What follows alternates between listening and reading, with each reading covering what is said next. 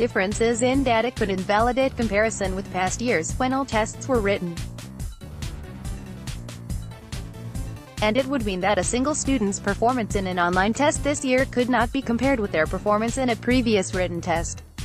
LoadingAnd: if parental faith is shaken, it could affect the wider NAPLAN-driven businesses, the private schools that market their results to attract students, or the real estate agents that use the local school's performance as a way to talk up house prices.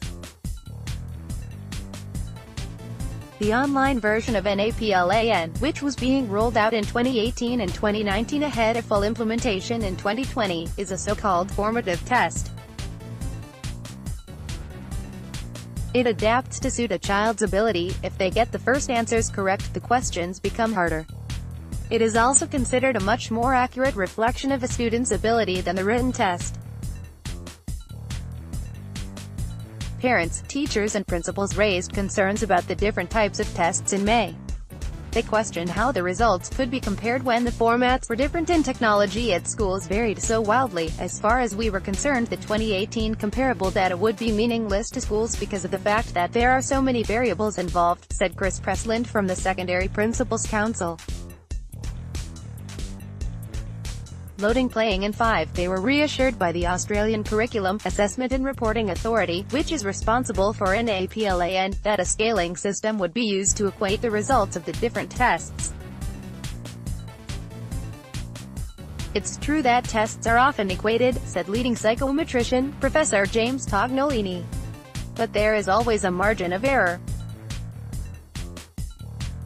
But problems occur if there is so much scrutiny on tests results that the tiniest changes are given significance. Equating also doesn't take into account the motivational, engagement factors that could influence results, he said.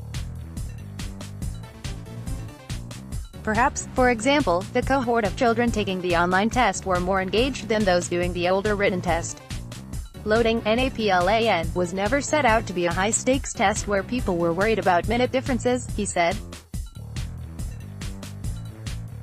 Peter Goss, the school education program director at the Grattan Institute, uses NAPLAN data in his analyses. He believes transferring NAPLAN to an online platform is a positive move that will make the data more valuable. But he is concerned about any break in the data, which would make it harder to see which states and schools were improving or otherwise. We now have 10 years of NAPLAN data, which lets us do really good longitudinal analysis, he said. No one wants a situation where results from before and after the move to online testing have to be analyzed separately. Continue the conversation at our SMH student Facebook group.